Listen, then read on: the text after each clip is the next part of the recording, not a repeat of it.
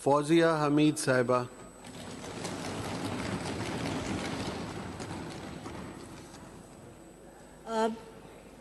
बहुत शुक्रिया स्पीकर साहब, आपने मुझे बोलने का मौका दिया।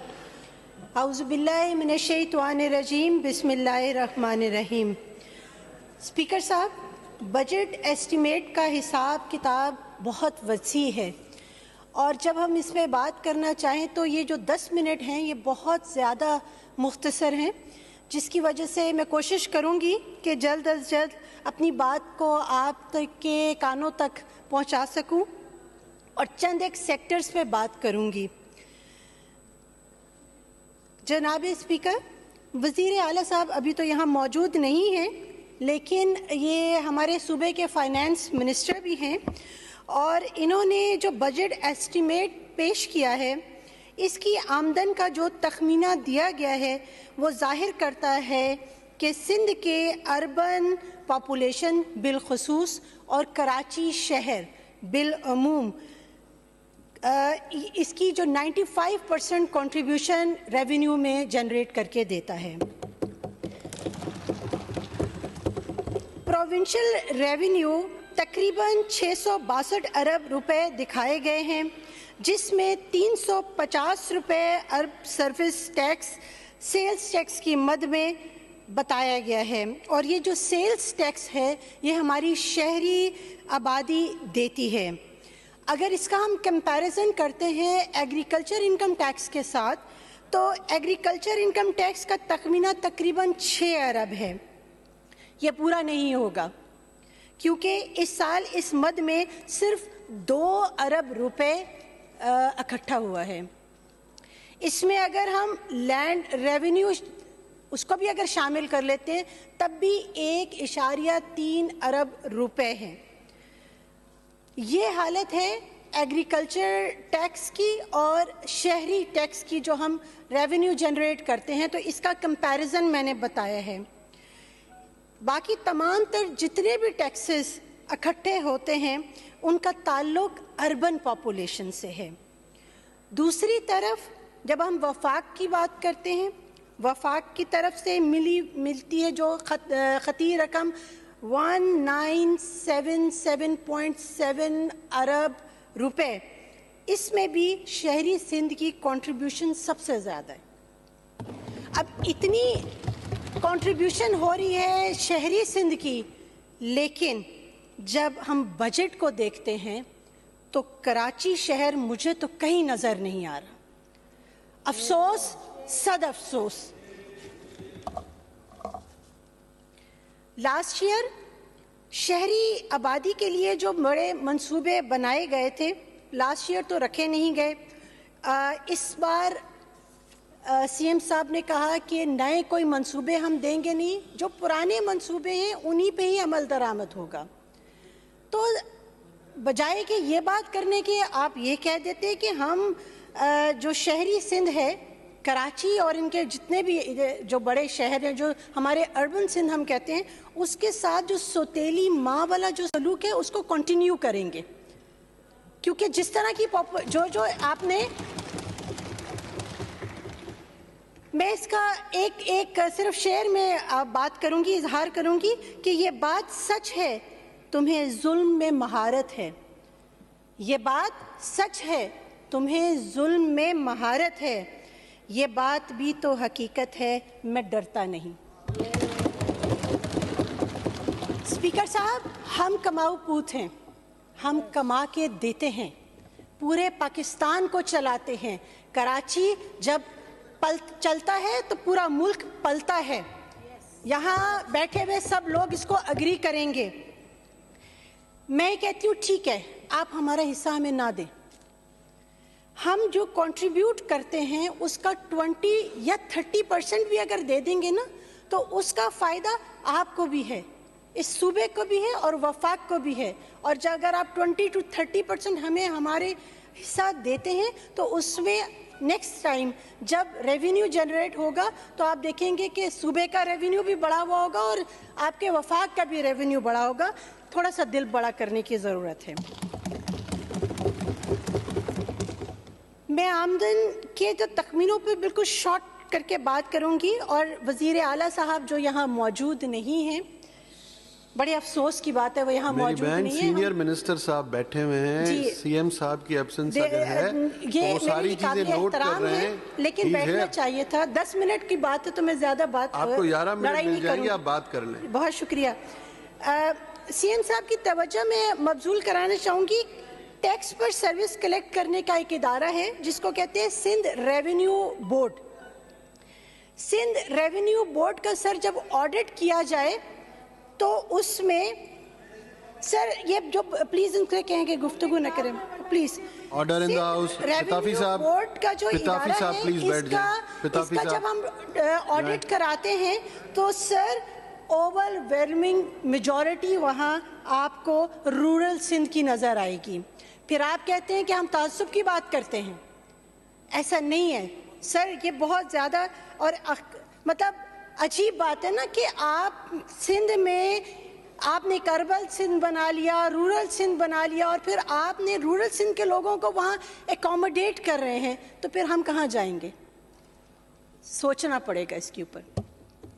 اب میں خراجات کے تخمینوں کی طرف آتی ہوں. 290 ارب روپے سے زیادہ کی خطیر رقم ہیلتھ کے شعبے کو دی گئی ہے, لیکن جب اس کی ایلوکیشن ہم جب دیکھتے ہیں تو کیپٹل ایکسپینڈیچر نہ ہونے کے برابر ہے.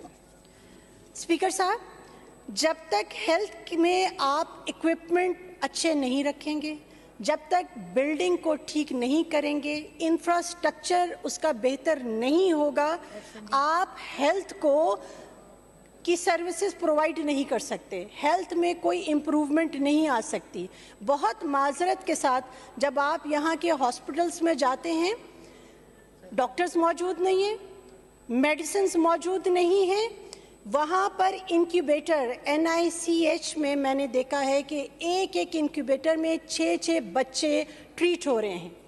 یہ کراچی شہر کی بات میں کر رہی ہوں, یہ میں کوئی بہت گاؤں گوٹ کی بات نہیں کری, تکلیف کی بات ہے. اس چیز کو دیکھنا پڑے گا اور اس چیز کے اوپر بہت مائنیوٹلی ہمیں ڈیسیجنز لینے پڑیں گے کہ کس طرح سے ہم بہتر کریں اس چیز کو. سندھ کی مہاجر آبادی کے ساتھ ایک اور ڈسکریمنیٹری جو ہمیشہ سے جو رہا ہے, اور سندھ میں اور یہ ہیلتھ کے جو ہے اس سیکٹر میں بالکل ہو رہا ہے. میں ایک مثال دوں گی. سر لانڈی میڈیکل کالج کا اپروول ہوا تھا مارچ 2012 میں, اور اس کے ساتھ لیاری میڈیکل کالج کا اپروول ہوا تھا اگست 2012 میں. مارچ 2012 اور اگست 2012. لیاری میڈیکل کالج کی جو لاگت تھی وہ بڑھ کے لانڈی میڈیکل کالج کے ڈبل ہو گئی, اور اس کے بعد لیاری میڈیکل کالج شروع ہو گیا, آپریشنل ہو گیا, اور لانڈی میڈیکل کالج کو بند کر دیا گیا, کام وہیں رک گیا. یہ افسوس کی بات ہے. آپ کہتے ہیں کہ ہمارے پاس ڈاکٹرز نہیں ہیں, تو جب ان کے انسٹیٹیوشنز بن رہے ہیں تو ان کو کمپلیٹ ہونے دیں, تعصب نہ کریں. بار بار میں یہ لفظ بولوں گی. لانڈی میڈیکل کالج کے لیے کوئی رقم لاسٹ ایئر تو نہیں رکھی گئی تھی, بٹ اس سال 350 کروڑ رکھا گیا ہے. میں بالکل ریکویسٹ کروں گی کہ یہ کام جلد از جلد کمپلیٹ ہو. اس کے بعد اسپیکر صاحب, حالیہ میں حیدرآباد کا ایک اندرناک واقعہ پیش آیا. لوگ کرٹیکل برن کئی گھنٹوں کا سفر کر کے کراچی آئے, اور جو ہم نے دیکھا, افسوس تک ہماری منسٹر صاحبہ بھی وہاں موجود تھی, میری ان سے ملاقات بھی ہوئی تھی, ہم نے لیجسلیشن کی بات بھی کی تھی, بلکہ ابھی بھی میں نے ان سے یہ بات کہی ہے کہ اس پہ ہمیں بات کرنی ہے اور لیجسلیشن کرنی ہے. چاہیے تو یہ تھا کہ جب بجٹ بن رہا تھا تو آپ کو ایڈوانس برن سینٹرز کے لیے خاص طور پہ رقم رکھنی چاہیے تھی, لیکن رقم نہیں رکھی گئی. یہاں سے آپ کی پرائورٹیز کا اندازہ ہوتا ہے کہ آپ کی پرائورٹیز کیا ہیں. ڈسٹرکٹ گورنمنٹ کی جو ٹرانسفر کی مد میں لاسٹ ایئر پیسے رکھے گئے تھے, دیٹ واز 88 ارب روپے, اس کو بڑھا کے اس سال 160 ارب روپے رکھ دیے گئے ہیں. میں یہ سمجھتی ہوں کہ یہ رقم زیادہ بھرتی کیے ہوئے لوگوں کے لیے ہے, اور خاص طور پہ وہ جو گوسٹ ملازمین ہیں ان کے لیے ہیں. کیوں؟ अब इसका कंपैरिजन करती हूँ एक और डिपार्टमेंट के साथ, KMC के डिपार्टमेंट के साथ। वहाँ के जो मुलाजमीन हैं उनके नसीब में अपनी तनख्वाहें लेने के लिए, उनकी पेंशन्स लेने के लिए सिर्फ ठोकरें लिखी हुई हैं। वाई? उस शहर के लोग जो कि सबसे ज़्यादा रेवेन्यू जनरेट आपको करके दे रहे हैं, आप उनको सिर्फ ठोकरें देंगे? फिर आप बात करेंगे कि हम तअस्सुब की बात करते हैं। स्पीकर साहब, लोकल गवर्नमेंट के एनुअल डेवलपमेंट फंड की जो तफसील बजट में लिखी गई है, जो बजट डॉक्यूमेंट हमें दिया है, इसमें जो हैदराबाद और कराची के जो भी स्कीम्स हैं वो तो मुझे कहीं नज़र नहीं आ रही। और इसके बाद अक्सर स्कीम्स जो हैं जो पुरानी स्कीम्स हैं जिन पे काम होना है, मेरी ये गुजारिश है, एक रिक्वेस्ट है, सजेशन है कि इन जो चूँकि कराची और हैदराबाद के स्कीम्स हैं तो इस पे अपोजिशन के जो मेंबर्स हैं उनको ऑन बोर्ड लिया जाए ताकि ट्रांसपेरेंसी रहे। इसके बाद स्पीकर साहब वाइंड अप कर बस 1 मिनट में मैं वाइंड अप कर दूंगी। स्पीकर साहब, एक हम इनकम सपोर्ट की बात करते हैं, बेनज़ीर इनकम सपोर्ट की बात करते हैं, बहुत अच्छा प्रोग्राम है, लेकिन क्या ही अच्छा होता कि हम अपनी कौम को बेकारी बनाने की बजाय हम उनको टेक्निकल सपोर्ट देना शुरू करें। टेक्निकल एजुकेशन सपोर्ट प्रोग्राम में अगर हम इस रकम को मुख्तस कर दें तो बहुत अच्छा होगा। आखिर में मैं अपनी गुफ्तगू को समेटते हुए ये कहूँगी कि ये बजट सिर्फ अल्फाज का एक गोरख धंधा है जिसमें नंबर्स की हेर फेर से आवाम को बेवकूफ़ बनाया गया है। मैं और मेरी पार्टी इस बजट को यकसर मुस्तरद करते हैं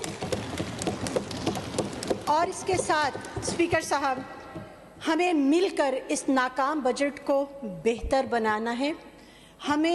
हमें अपनी जिम्मेदारी को समझना पड़ेगा।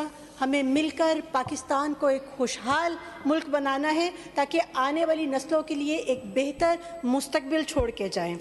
मैं अपनी तकरीर का इख्तिताम करूंगी इस शेर के साथ। सतूनदार पर रखते चलो सरों के चराग, सतूनदार पर रखते चलो सरों के चराग, जहां तलक ये सितम की स्याह रात चले, पाकिस्तान जिंदाबाद।